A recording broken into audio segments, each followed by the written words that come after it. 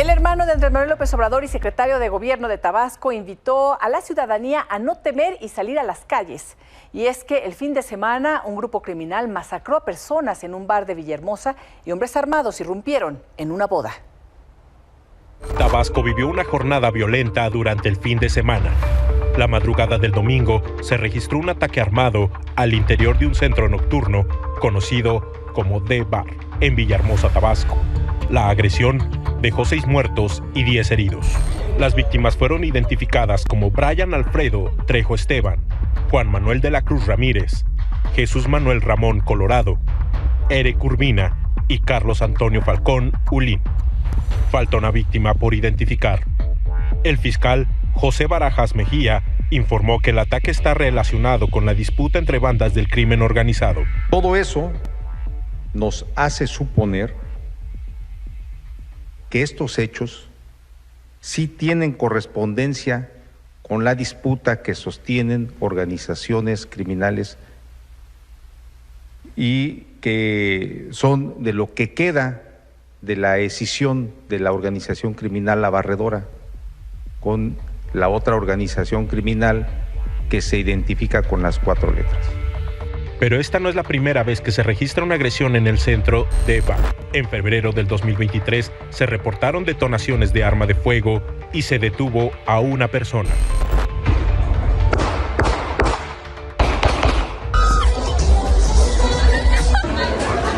Tras este nuevo ataque, Omar García Harfuch, secretario de Seguridad y Protección Ciudadana, confirmó que el Gabinete de Seguridad Federal se encuentra en coordinación con las autoridades de seguridad y procuración de justicia del Estado para apoyar las investigaciones. Otro hecho violento se vivió en el municipio de Jalapa, donde un grupo de hombres armados irrumpió en una boda, dejando una persona sin vida y 3 más lesionadas. ¿Qué pasó?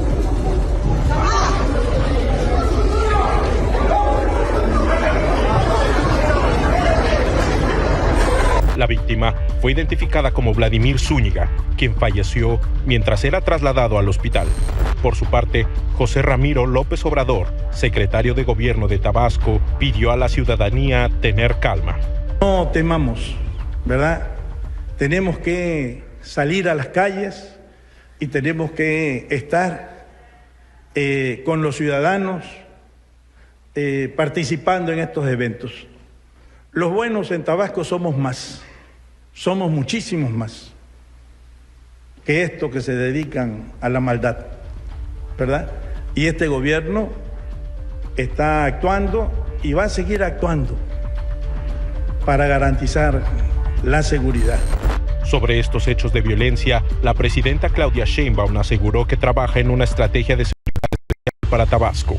Estamos trabajando todo el gabinete de seguridad y con las autoridades estatales en estrategias especiales para cada estado. Entonces, así lo estamos haciendo en el caso de Tabasco, que tiene su problemática particular. Entonces, está ahí el secretario Omar García Harfuch en coordinación con el secretario de Seguridad Pública, con el gobernador y todo el apoyo federal que requiera Tabasco.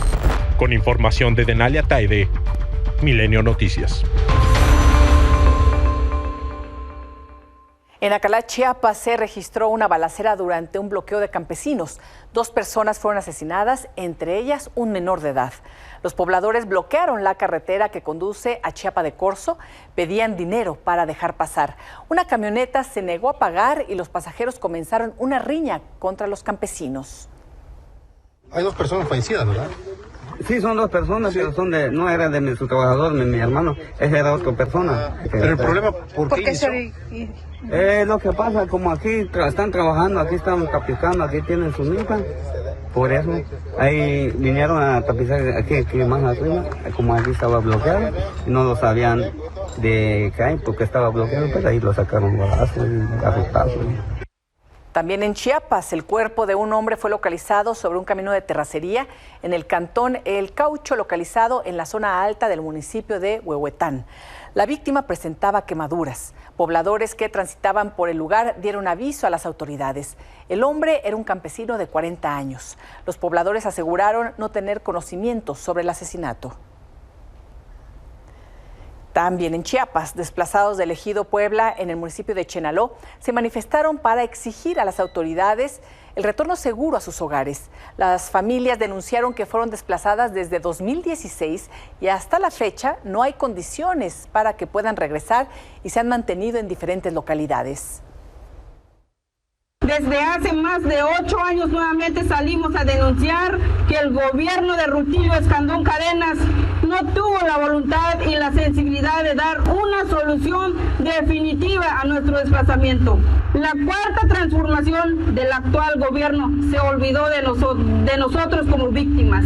Lo lamentable es que este funcionario, en complicidad con el gobierno del Estado, durante los 6 años, se limitó nada más en aplicar una política de desgaste. El gobierno de Sinaloa señaló que hay avances en el tema de la violencia. Sin embargo, durante el fin de semana continuaron los homicidios y balaceras. 100 elementos de las Fuerzas Especiales del Ejército fueron enviados a Sinaloa para sumarse a los operativos en contra de la violencia desatada desde el 9 de septiembre por la disputa dentro del cártel de Sinaloa entre los Chapitos y los Mayos. En el estado hay más de 2,000 militares e integrantes de la Guardia Nacional. El gobernador Rubén Rocha Moya afirmó que se han reducido los enfrentamientos de criminales con autoridades, pero admitió que cuando menos se pensaba aparece un nuevo conflicto, y es que la violencia continúa, sobre todo en Culiacán. Ha habido encuentros entre los grupos criminales directamente con la autoridad. Esos se han reducido un poco, pero están. Mientras no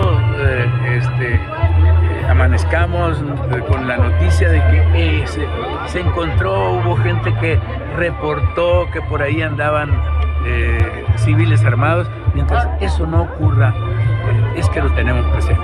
Por eso no queremos hablar de que las cosas se han terminado. Hemos logrado avanzar mucho. Ya tenemos el 89% de las escuelas funcionando. El sábado fue asesinado Miguel Vivanco, un youtuber de 29 años conocido como el Jasper. Fue hallado muerto con signos de violencia en un camino de terracería cercano al ejido El Quemadito. La tarde del domingo fue asesinado Juan Ramón Alfaro, exsecretario de Seguridad Pública de Mazatlán durante el periodo 2021-2022. Fue atacado a balazos en su domicilio. Y durante la noche del domingo y madrugada de este lunes, la violencia en Culiacán dejó al menos 8 homicidios.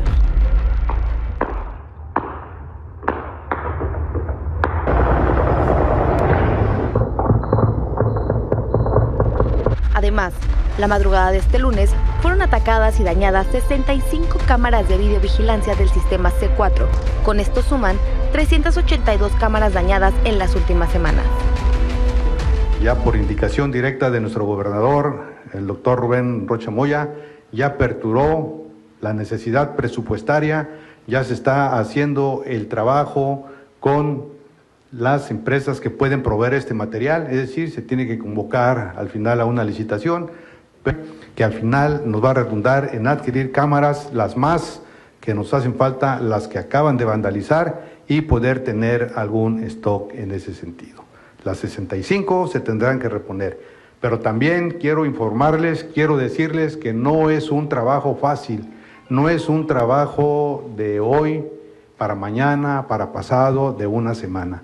Esto ya en tiempo promedio nos va a tomar 1 mes a 45 días. Para Milenio Noticias, Julio Hernández.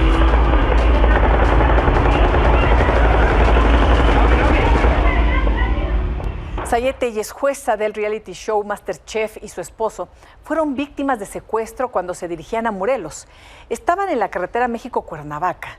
Tellez se detuvo un momento para tomar una entrevista de Grupo Imagen cuando hombres armados rodearon su vehículo y la secuestraron junto con su pareja.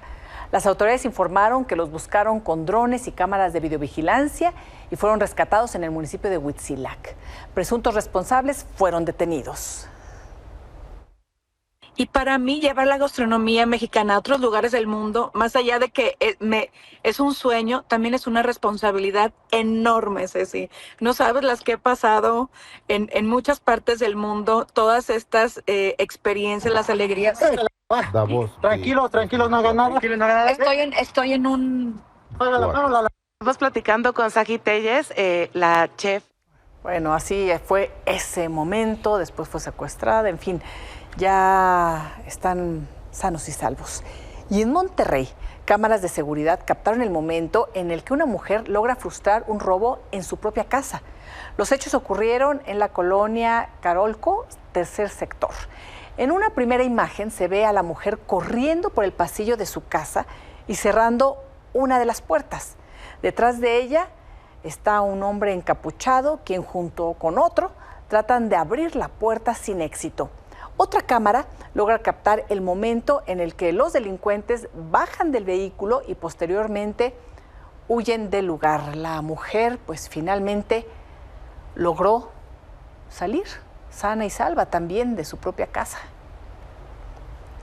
Y en el municipio del Carmen, Campeche, se desató una confrontación luego de la elección de comisario municipal en la villa de Isla Aguada. Los pobladores mostraron su inconformidad luego de conocerse los resultados preliminares que favorecieron la reelección de Alberto Emir Aranda Telles. El disturbio dejó como saldo 6 personas lesionadas. Además, se reportó el incendio de la escuela donde se llevaba a cabo la elección. La Fiscalía informó que dio inicio a una investigación para deslindar responsabilidades. Y ayer se realizaron las audiencias de los 7 funcionarios que fueron detenidos el viernes durante el operativo Enjambre.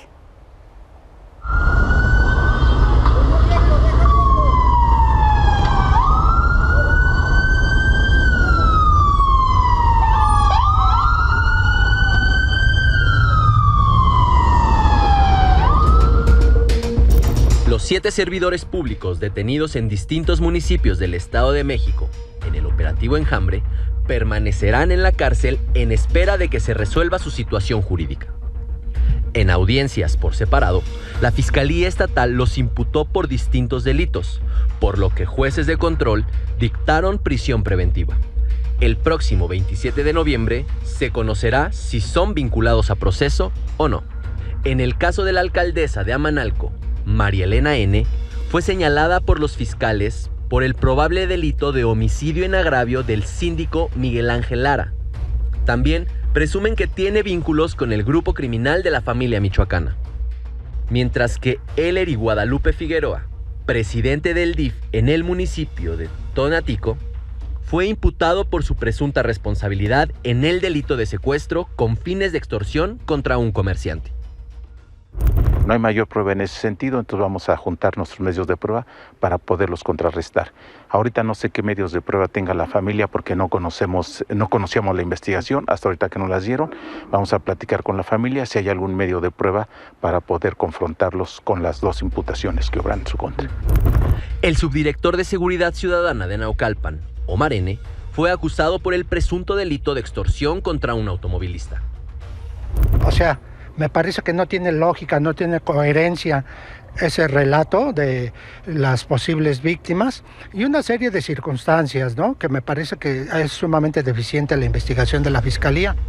También fueron imputados el director operativo de la Policía de Iztapaluca, Rodolfo N., y el segundo al frente de esta corporación, Roberto N., así como Heraclio N., director de Seguridad Pública de Tejupilco, y Manuel Alejandro N., director de Seguridad Pública de Amanalco. La determinación de la medida cautelar solicitamos que fue carente de fundamentación y motivación sobre algo que incluso ni siquiera solicitó el Ministerio Público, pero bueno, las resoluciones se acatan, no se discuten y se debaten. Entonces yo creo que la vamos a debatir por medio del amparo. Milenio Noticias. En Texcaltitlán, Estado de México, ayer fue velado Isidro Cortés, jefe de la policía que se suicidó cuando iba a ser detenido como parte de esta operación Enjambre. Su familia cuestiona la narrativa oficial y el video que circula en redes del momento en el que Isidro acciona su arma.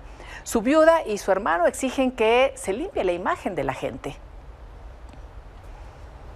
Esa es la misma pregunta que nos hacemos. ¿Qué pasó? Él siendo una persona honesta, que no se dejó corromper, que nunca faltó a sus principios y valores, que protegía a su familia, protegió a un pueblo y que ahora el gobierno le haya pedido cuentas. Y no sé si realmente mi esposo lo haya hecho o lo hayan hecho ellos porque grabaron videos y los subieron a las redes y eso es la parte que emiten. Entonces yo necesito saber y que aclaren y limpiar el buen nombre de mi esposo, porque ante todo siempre va a ser un hombre recto, que jamás se manejó con mentiras ni con extorsiones de ningún tipo. Yo no tengo nada que esconder, no tenemos una casa elegante, no tenemos un carro del año, absolutamente nada. Los pesos, pocos o mucho que nos gastamos él y yo y mis hijos, fue gracias a Dios y a su esfuerzo y su sacrificio y su quincena de día con día que trabajaba. Bueno, y la presidenta Claudia Sheinbaum habló sobre las detenciones de funcionarios en el Estado de México. Todos los casos de esta operación tenían órdenes de aprehensión de un juez del Tribunal del Estado de México, del Tribunal Superior de Justicia del Estado de México, a partir de carpetas de investigación de la Fiscalía del Estado de México.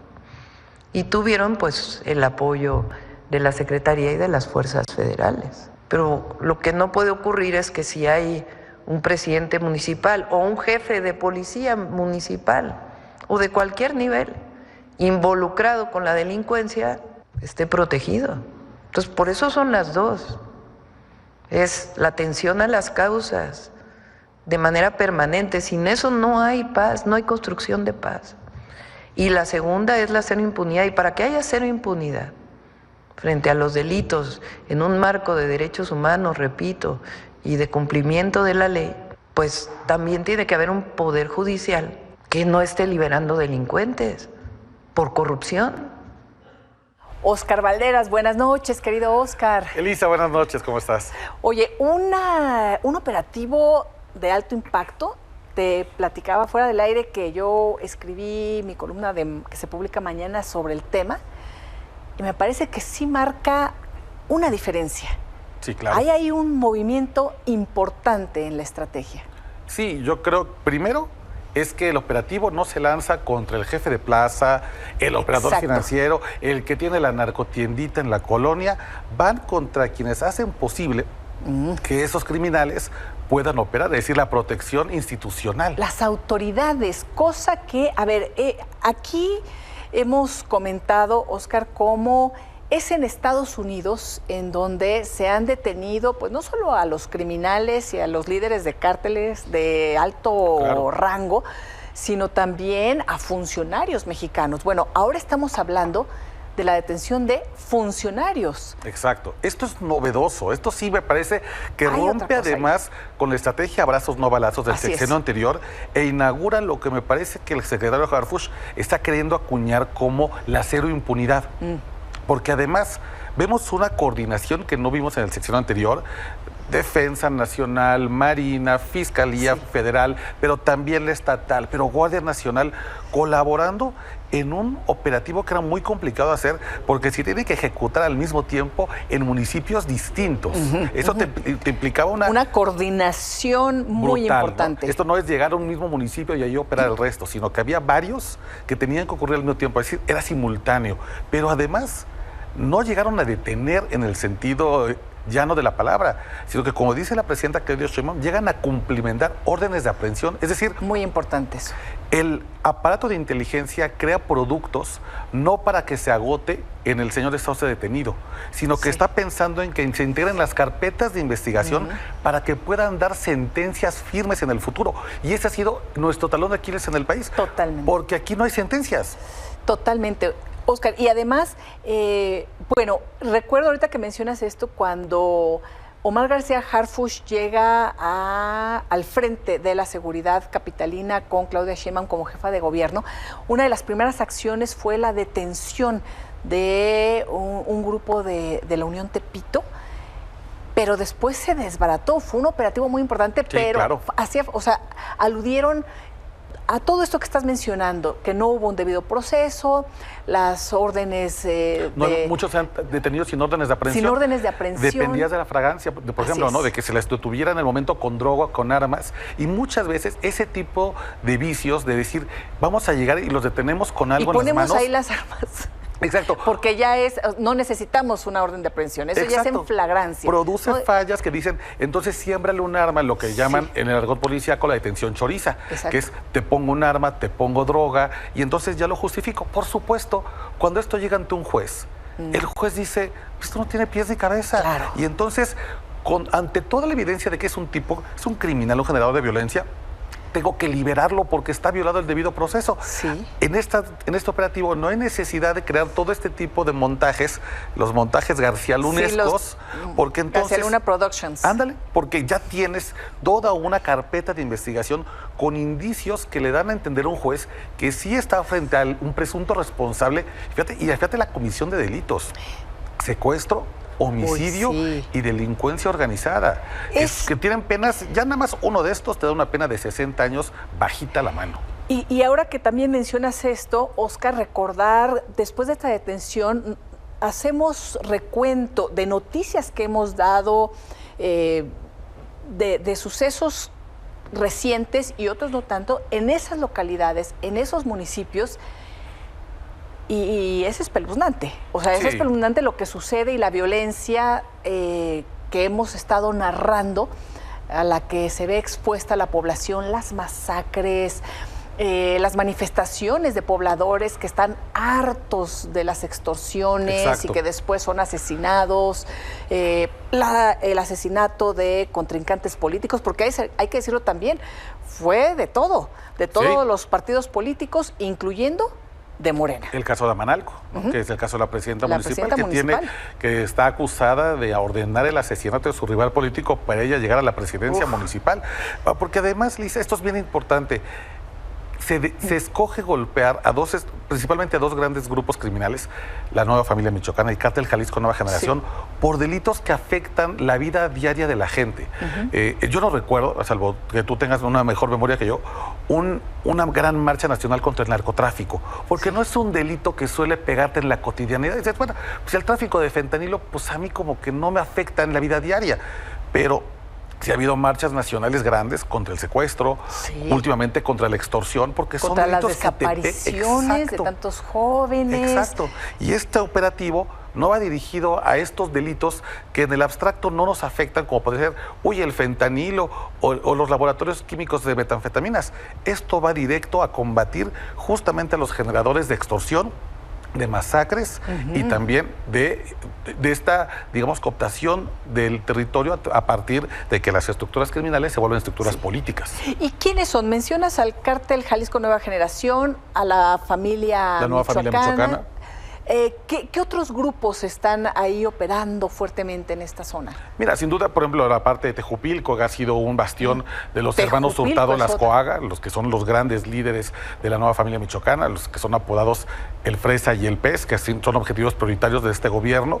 Y en el caso, por ejemplo, de Naucalpan, ya la zona metropolitana, ahí hay una célula importante de operación del Cártel Jalisco Nueva Generación. Ahí muy interesante, fíjate, al ladito de Naucalpan está el municipio de Atizapán. Y los dos tienen una realidad de seguridad completamente distintas. Mientras Naucalpan está hecho un hervidero con un broncón, ahora sabemos ya, o al menos intuimos, con criminalidad organizada apoyada desde las instituciones. Desde dentro. En el caso de Atizapán hay una criminalidad que va a la baja, que es una especie como de ejemplo de cómo se van a hacer las cosas de seguridad pública, porque el mando de la seguridad pública de ese municipio está a cargo de personal de la Secretaría de Marina. Una cosa rara en México, donde o son civiles o son personas que pertenecen a la Sedena. Aquí son gente de Semar, quienes han hecho un gran trabajo. Y te habla de que entonces, si hay ejemplos de cómo en el Estado de México se puede hacer buen papel de seguridad pública, claro, siempre y cuando no tengas infiltrado en las estructuras, en la policía, al propio crimen organizado. Fíjate, altos mandos de la policía local, una presidenta municipal, el esposo de otra presidenta municipal. Un encargado del DIF municipal. Encargado del DIF. Y es ejemplo de cómo ha ido permeando también el crimen organizado en las distintas zonas, y ya las autoridades son parte de esas estructuras, ¿no? La pregunta es si este exitoso operativo se va a continuar. Bueno, por supuesto están las órdenes de aprehensión pendientes de este mismo operativo. Eran 14 personas, hay 14 personas, detuvieron a 7, una de ellas se suicidó. Pero, ¿qué va a pasar con otras zonas, otros estados del país y otros niveles de gobierno? Claro, bueno, ahí está, por ejemplo, pues, Guerrero, Michoacán, que forma parte del grupo de la región de Tierra Caliente. sin duda me parece que es un operativo que valdrá la pena replicar en la medida de lo posible, porque evidentemente cada estado y cada región tiene sus particularidades, ¿no? Pero también me parece interesante el reconocimiento público casi unánime que ha recibido el operativo. La oposición, incluso los personajes más radicales, los más necios para reconocerle algo al gobierno, pienso por ejemplo un Javier Lozano, pone un tuit en el que le aplaude a Omar García Harfuch, al secretario, y le dice, esa es la ruta. Y creo que al menos sí queda una sensación, me parece sí, de una gran parte, tal vez unánime. Sí, como dicen tirios y troyanos, de todos ¿sí? Pero decimos felicitaron, ¿no? Este tema, algunos cuestionaron y a qué hora Sinaloa, Tamaulipas, bueno, pues claro, Sonora, sí. Bueno, pero es una primera acción contundente que además, Óscar, no sé si estés de acuerdo conmigo, marca también el papel de Omar García Harfuch claro. como este líder en la estrategia de seguridad, porque comentábamos cuando estaba formando Claudia Sheinbaum su gabinete, qué papel iban a tener las Fuerzas Armadas una vez que además la Guardia Nacional ya pasa a la Sedena, que tienen este poder creciente que les dio el expresidente López Obrador, con Omar García Harfuch, un hombre de toda la confianza de Claudia Sheinbaum. Y que muchos veíamos con preocupación un secretario de Seguridad Pública sin mando policíaco, ¿no? Decíamos, pues no tiene mando de la Sedena, el ejército va a estar jugando por su lado, Guardia Nacional por acá, y justo la preocupación era qué podía hacer Omar García Harfuch con digamos, una especie de secretaría inusual, me parece, en México y además en muchas partes del mundo, donde no tiene policía a su cargo. Bueno, esto es lo que pueda hacer a partir de la modificación del artículo 21 constitucional que se aprobó unánimemente en Cámara de Diputados para darle más facultades de inteligencia. También fue por unanimidad eso, hay que decirlo. Además del reconocimiento de esta operación de distintos actores políticos, incluyendo la oposición, en el tema del Congreso también fue la fuerza total, ¿no? En un Congreso tan dividido y tan polarizado, cosa rara que le hayan dado digamos, luz verde para que tenga una secretaría con mayor inteligencia, mayor capacidades de espionaje, de infiltración. Vemos, pero sí yo coincido contigo. Es un saque interesante, marca una diferencia, marca lo que creo que va a ser la firma de Omar García Harfuch y ojalá sí lo sea. Porque para poder explicar al chanclas, al tortas, al tornillo, a chicarcas, ándale, a esos hay que entender primero que vienen empoderados de un enquistamiento en las instituciones municipales, estatales y federales. Y mientras ese empoderamiento, mientras aquellos que se han coludido y permiten que el crimen organizado crezca como ha crecido, no sean investigados y no sean sentenciados de manera absolutoria o condenatoria, pero mientras no se investiguen y se sentencien, pues esto se seguirá repitiendo. Seguiremos escuchando eternamente que ya detuvieron al gran líder de tal banda o de tal cártel y que ahora sí al generador de violencia perenganito, pero no a los políticos, a los funcionarios públicos que hacen posible que esto haya sucedido en nuestro país. Sin duda, un paso interesante. Vamos a ver cómo sigue. Gracias. Gracias, Elisa. Querido Óscar. Buenas noches. Una pausa y volvemos con más información. Bueno, cerró el plazo del registro para la elección judicial del próximo año. Recordemos que cada poder de la Unión designó un comité de evaluación para procesar las postulaciones y determinar las candidaturas finales. Se informó que alrededor de más de 49,000 personas se inscribieron. Del total, más de 18,000 se registraron en el Comité del Poder Ejecutivo, más de 27,000 en el Poder Legislativo y cerca de 4,000 personas en el Poder Judicial. Ahora, a partir de hoy hasta el 14 de diciembre, los comités revisarán el cumplimiento de los requisitos por parte de los aspirantes. El día 15 se publicará la lista preliminar de finalistas, los cuales irán a entrevistas o comparecencias públicas. Una etapa en que vamos a analizar todos los requisitos formales, que como dije está hasta el 14 de diciembre.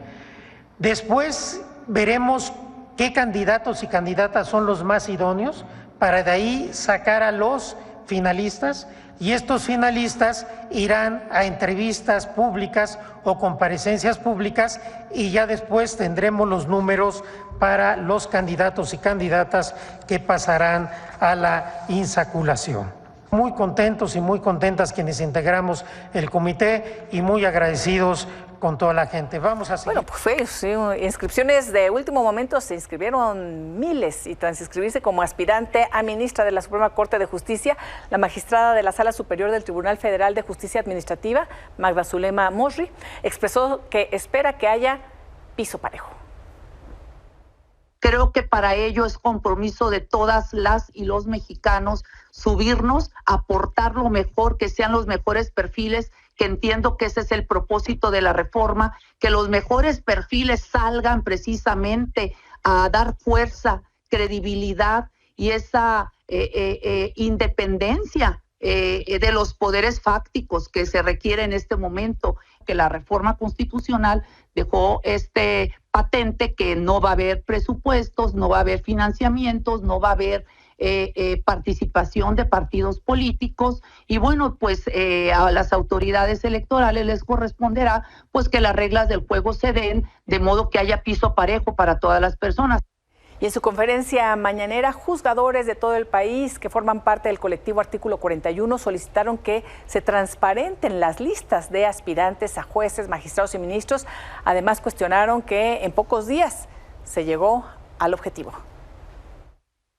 Yo, si tuviera que ponerle un adjetivo, diría que es sospechoso, ¿no? Sobre todo si vimos la semana pasada cómo es que había una campaña que llamaba abiertamente a las juventudes a inscribirse porque no estaban teniendo la respuesta que esperaban. Entonces, justo lo que se manejó en redes sociales, y que desde luego pondremos toda la atención en ello, es que o se cayó el sistema o no había la posibilidad de acceder a ello. Insisto, no lo sabemos con certeza, pero por lo menos así se estuvo manejando en algunos momentos, y de buenas a primeras resulta que esto es un éxito y que tienen a todas las personas. Y este lunes, Luisa María Alcalde, dirigente nacional de Morena, compartió un video en el que usó parte de un discurso del activista Adrián Levarón, y en donde critica la formación del nuevo partido político por parte de Frente Cívico Nacional, al cual señaló de tener los mismos cartuchos quemados y de no tener autoridad moral.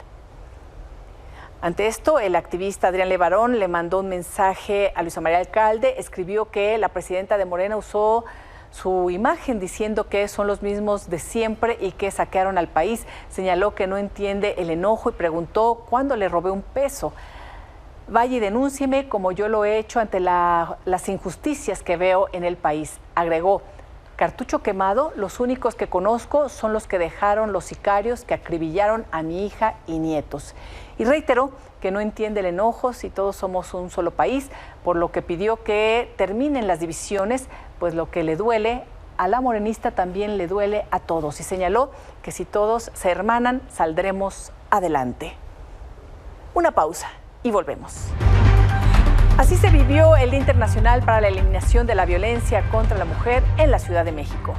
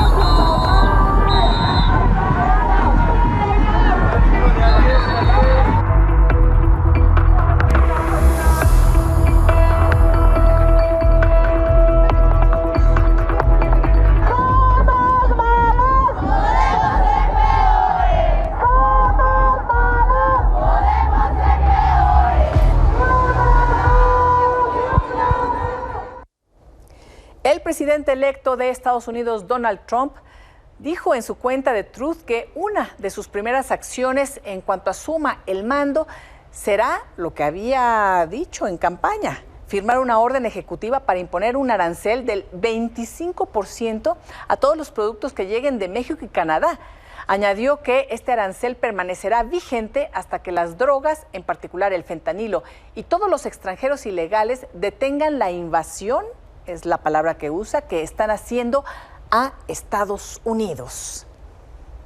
En respuesta a este mensaje de redes de Donald Trump, el presidente del Senado, Gerardo Fernández Noroña, escribió lo siguiente y se preguntó: ¿nosotros qué aranceles deberíamos ponerle a sus mercaderías hasta que dejen de consumir drogas y exportar ilegalmente armas a nuestra patria? Y bueno, después de todo esto, el dólar lleva 8 semanas consecutivas al alza, con muchos indicadores técnicos en sobrecompra por las apuestas de que las políticas de Donald Trump avivarán la inflación. Y después de estas declaraciones de Trump, el peso mexicano se apreció con 0.59%, culminando la jornada de este lunes 25 de noviembre de 2024 en 20.28 unidades por dólar. Hasta aquí la información. Gracias por su atención. Los espero mañana en este espacio de noticias. Hasta entonces, que pasen muy buenas noches.